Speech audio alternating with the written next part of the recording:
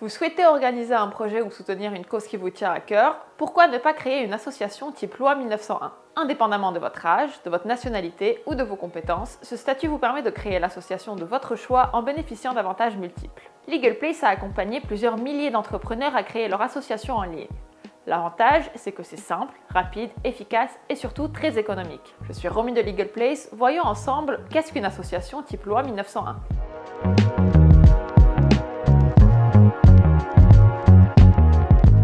Une association type loi 1901 est une convention en vertu de laquelle deux personnes au moins décident de partager leurs connaissances et ou leur activité dans un but autre que le partage des bénéfices ou la recherche du profit. En ce sens, elle se distingue d'une société classique comme la SAS, SASU, SARL, SCI. C'est la loi du 1er juillet 1901 qui fixe le cadre juridique de l'association type loi 1901. En particulier, ce texte dispose que l'association est, par principe, à but non lucratif. Ainsi, l'association à but lucratif entre en contradiction avec les principes généraux régissant le régime juridique de l'association. Si les membres de l'association recherchent le profit, il sera préférable de se tourner vers la création d'une société. Connaître les coûts relatifs à la création d'une association. Attention, la loi du 1er juillet 1901 s'applique à tous les départements de la métropole, sauf pour les associations ayant leur siège social situé dans le Bas-Rhin, le Haut-Rhin ou la Moselle. En effet, ces trois départements sont encore régis par l'ancienne loi allemande de 1908 en ce qui concerne le régime juridique des associations. Par ailleurs, la mise en place d'une mutuelle d'entreprise est obligatoire. Quel est le régime juridique de l'association loi 1901? Comme vu précédemment, la loi du 1er juillet 1901 fixe le cadre général du régime juridique du contrat d'association. Il doit reposer sur trois principes fondamentaux. 1. La liberté contractuelle. Le texte de loi du 1er juillet 1901 laisse une pleine liberté aux membres de l'association quant à son organisation. Ce sont donc les statuts qui vont veiller au bon fonctionnement de l'association. C'est pourquoi leur rédaction est une étape cruciale. Le contrat doit néanmoins veiller à respecter les conditions de validité posées par le droit commun des contrats à l'article 1128 du Code civil, c'est-à-dire le consentement non vicié des parties, la capacité juridique des parties et la cause licite du contrat d'association. 2. La gestion désintéressée. La recherche du profit et du partage des bénéfices est interdite. C'est pourquoi l'association doit respecter le principe de gestion désintéressée et être à but non lucratif. Et enfin 3. La mise en commun des connaissances. Les membres fondateurs doivent décider de créer cet organisme pour mettre en commun leurs connaissances et ou leurs activités afin d'œuvrer au bien commun. Il existe différents types d'associations loi 1901. L'association de fait. Il s'agit des associations non déclarées en préfecture. En effet, elle peut se constituer sans l'accomplissement d'aucune formalité particulière.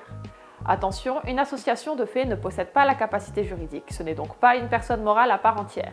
Cela signifie notamment qu'elle ne pourrait pas produire des actes en son nom. Le cas échéant, ces actes seraient réputés nuls et ne produiraient aucun effet juridique. L'association déclarée. A l'inverse, la création d'une association déclarée nécessite l'accomplissement de certaines formalités administratives. En particulier, l'association doit être déclarée à la préfecture du département de son siège social et faire l'objet d'un avis de publication au journal officiel. Ces démarches permettent d'acquérir la personnalité juridique et donc de pouvoir conclure des actes et des contrats en son nom. Il est bon à savoir qu'il est possible de déclarer son association en ligne. L'association agréée. Ce type d'association reçoit un agrément donné par décision ministérielle ou par une autorité administrative. Elle jouit de nombreux avantages, notamment au niveau financier. En effet, l'agrément lui permet de recevoir des subventions et des dons. Il est à noter toutefois que pour recevoir des subventions, l'association devra posséder un numéro SIRET. Attention, une association agréée doit respecter plus d'obligations que les associations classiques. Elle doit notamment tenir une comptabilité transparente. Elle est également tenue de transmettre régulièrement des informations à l'autorité administrative qui lui a attribué l'agrément, notamment sur ses activités. L'association reconnue d'utilité publique, ou RUP. Une association peut être reconnue d'utilité publique par l'État. Cela lui permet de bénéficier d'une certaine autorité ainsi que d'encourager les dons. Toutefois, pour obtenir le statut d'association reconnue d'utilité publique, il convient de remplir certaines conditions. En particulier, elle doit œuvrer pour l'intérêt général, jouir d'un certain rayonnement, être tangible d'un point de vue financier et exister depuis au moins 3 ans. L'association reconnue d'intérêt général. Attention à ne pas confondre avec l'association reconnue d'utilité publique évoquée il y a quelques instants. Ce statut offre avant tout des avantages fiscaux. Ce statut juridique lui permet en effet de délivrer des reçus de dons à ses donateurs afin que ces derniers bénéficient de réductions fiscales. Cela peut être le cas d'une association caritative par exemple. Attention, certains contrôles peuvent avoir lieu afin de vérifier la régularité des reçus fiscaux délivrés par les associations. Comment rédiger les statuts d'une association? Lorsque 2 ou plusieurs personnes décident de créer une association, il faut tout d'abord en rédiger les statuts. Cette étape est essentielle car les statuts vont fixer les règles de fonctionnement, de gouvernance et d'organisation. Conformément au texte de loi du 1er juillet 1901, une grande liberté contractuelle est laissée aux membres quant à la rédaction des dispositions statutaires.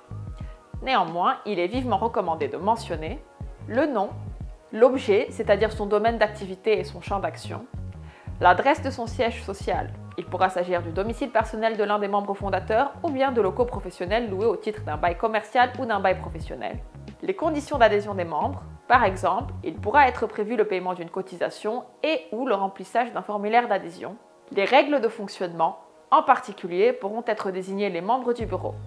À noter qu'en principe, le bureau d'une association se compose d'un président, qui pourra être éventuellement suppléé par un vice-président, un secrétaire général et un trésorier. Les modalités et les causes pouvant mener à la dissolution de l'association. Par ailleurs, dans certains cas bien spécifiques, il est obligatoire d'inclure des dispositions particulières dans les statuts. C'est notamment le cas dans les départements du Bas-Rhin, du Haut-Rhin et de la Moselle régis par la loi allemande de 1908. Les associations créées dans ces départements doivent faire figurer dans leurs statuts plusieurs dispositions, à l'instar des conditions d'entrée et de sortie des membres, des contributions financières éventuelles des membres, ainsi que des modalités de convocation des membres à une assemblée générale pour organiser les prises de décision. Il est bon à savoir qu'une association sportive souhaitant obtenir un agrément de l'État doit inclure dans ses statuts des dispositions garantissant son fonctionnement démocratique, sa transparence fiscale ainsi que sa gestion paritaire. Avant de rédiger les statuts, il convient donc de se renseigner au préalable afin de connaître les éventuelles obligations auxquelles les membres pourraient être soumis. Le règlement intérieur d'une association. L'association peut compléter les dispositions statutaires par la rédaction d'un règlement intérieur. En principe, la rédaction d'un règlement intérieur n'est nullement obligatoire, mais peut permettre de préciser certaines règles de fonctionnement et d'organisation.